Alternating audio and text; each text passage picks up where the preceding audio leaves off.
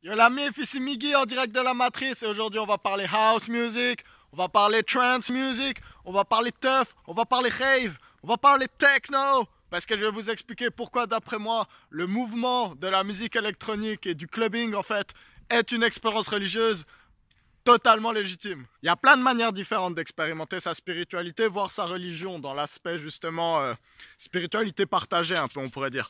Et je pense qu'elles sont pour la plupart toutes bien. Après on va pas rentrer dans des débats trop extrêmes non plus, hein, c'est pas le but. Mais par exemple on peut très bien aller méditer tout seul sous une cascade ou au bord d'un étang ou d'une rivière ou comme ça. On peut aussi aller à l'église, quelle que soit votre église, on peut aller dans des temples. Mais je pense que vraiment une des plus vieilles manières de célébrer l'univers qu'on a recensé encore aujourd'hui, c'est se réunir la nuit et danser en groupe. Danser en groupe. Et ça, toutes les cultures le font d'une manière ou d'une autre. Il faut se rappeler que les êtres humains, on est composé essentiellement d'eau en fait, aux trois quarts, environ deux tiers par là. Et on est très sensible aux vibrations, comme tout ce qui existe. Et de toute façon, la 3D, c'est une illusion que la matière existe, parce que tout ce que c'est de l'énergie qui vibre. Donc voilà, c'est la résonance, j'en ai parlé un peu dans la loi de l'attraction, allez checker ça. Mais du coup, la musique en fait, c'est quelque chose vraiment qui permet en fait. Les émotions, c'est le flux énergétique, c'est les énergies qui circulent dans notre corps. C'est ça globalement les émotions. Et plusieurs émotions en fait ont des fréquences de circulation énergétique justement.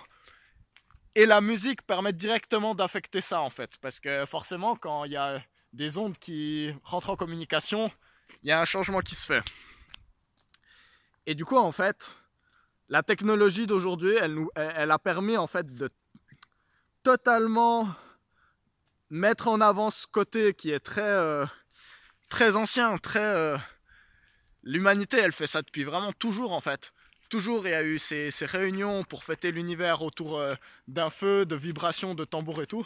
Et du coup en fait, quand on a eu la révolution culturelle des années 60, donc le mouvement hippie qui a été aidé par pas mal de révolutions technologiques qui ont eu lieu dans cette période dans cette époque en fait justement. Donc principalement l'introduction des psychédéliques dans la société occidentale et des philosophies orientales, qui a permis justement de créer un nouveau type de société en fait plus basé sur l'humanité et puis sur ce genre de choses en fait justement.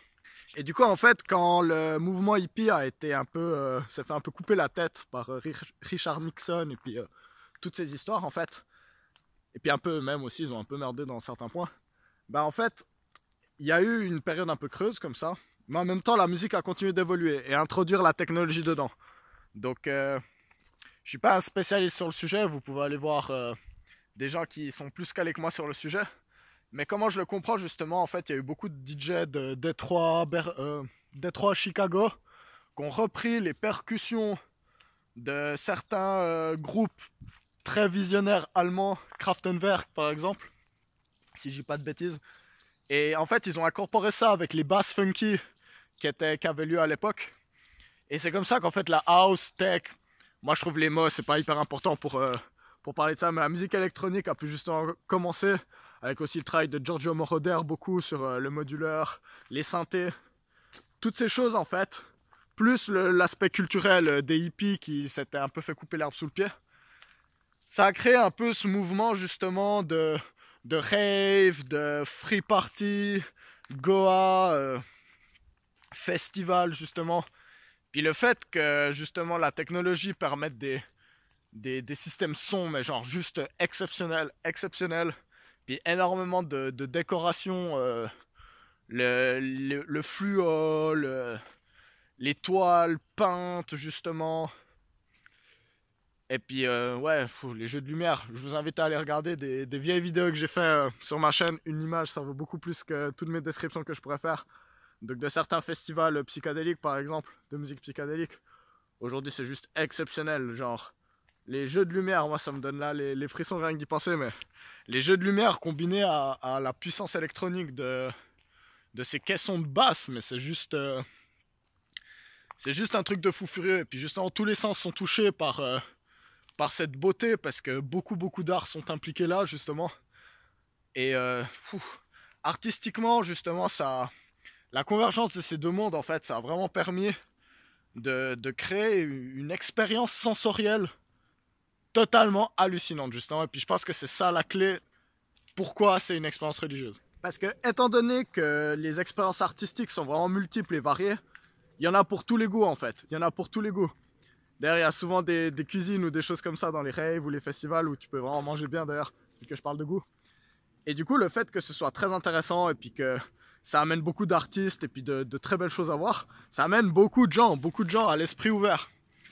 Et du coup, ce qui est vraiment intéressant, c'est que tu te retrouves avec beaucoup de gens qui expérimentent l'instant présent.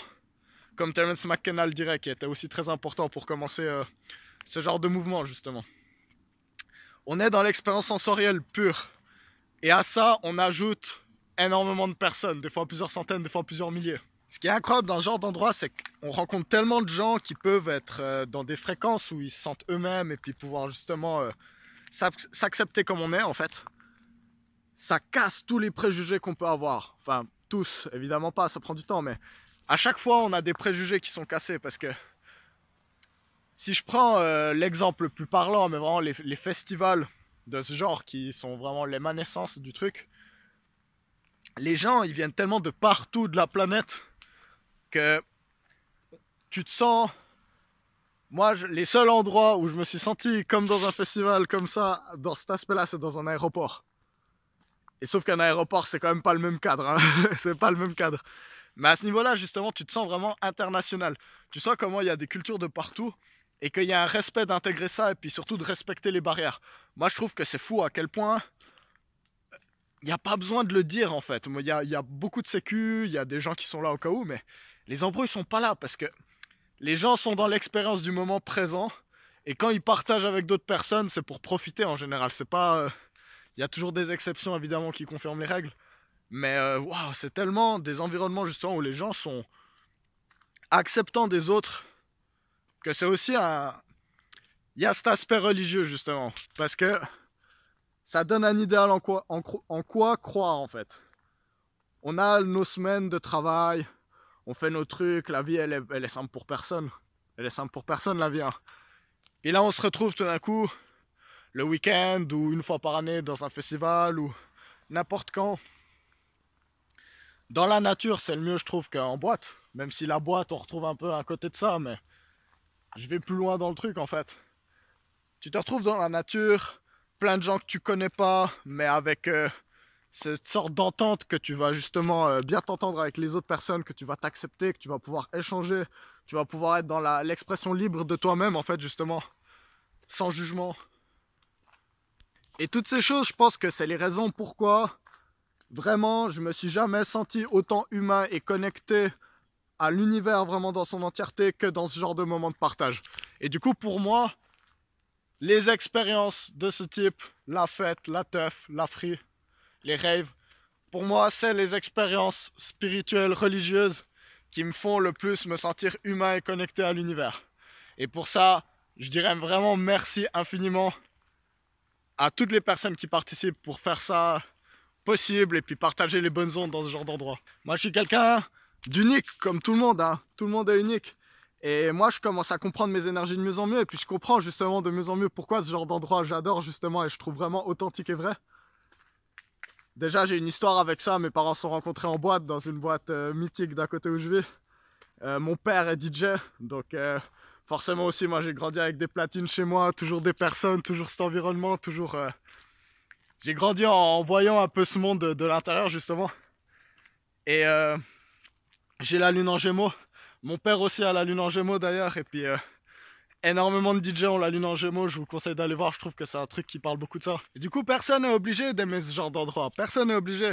Mais je pense que ce qui est important, c'est que si vraiment ça résonne en vous et puis que vous avez vraiment de l'enthousiasme à aller dans ce genre d'endroit et puis que vous vous retrouvez la semaine à juste espérer y être. Alors, attention, si vous espérez trop, si vous attendez trop, vous loupez votre vie. Hein. Parce que la vie, c'est pas que le week-end, hein, ça c'est important. Il faut aimer tous les jours. Tous les jours, il faut les aimer, mais...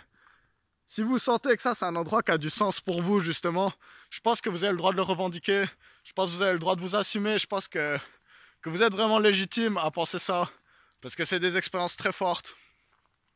C'est des expériences très fortes où on peut vraiment rencontrer des gens cœur à cœur, vivre des expériences de partage très très intenses avec les personnes, que ce soit justement c'est tellement libéré, les gens sont tellement libérés là-bas que ça peut être discuter avec des personnes qu'on n'aurait pas forcément discuté d'habitude, de sujets vraiment très profonds et tout.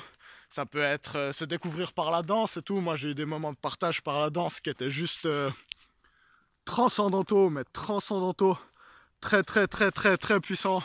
Puis ça peut être des partages romantiques aussi, ça arrive beaucoup, beaucoup d'amour là-bas, beaucoup de sexe, il faut le dire aussi, hein. Il faut le dire, c'est des milieux libérés. Et du coup, je pense que toutes ces choses, c'est des choses extrêmement humaines à leur base, et que tous ces mouvements, c'est des mouvements qui justement appellent à revenir à l'essentiel de ce que c'est être humain, profiter de la vie tant qu'on le peut, parce que la semaine il faut survivre, il faut faire en sorte que la société elle tienne, mais il faut jamais oublier toutes les pleines lunes, tous les week-ends, une fois par année, ça dépend de votre rythme. Il faut pas oublier de fêter l'univers d'une manière ou d'une autre. Et je pense que toutes les manières sont bonnes tant qu'elles blessent pas les autres. Et du coup, vive la teuf les amis, vive la teuf, vive la tech. Et puis j'espère que je vous retrouverai bientôt en rave dans la forêt quelque part dans le monde, ou à un festival. Et puis je vous envoie tout mon amour d'ici là en tout cas. Allez, ciao, moi je continue ma balade.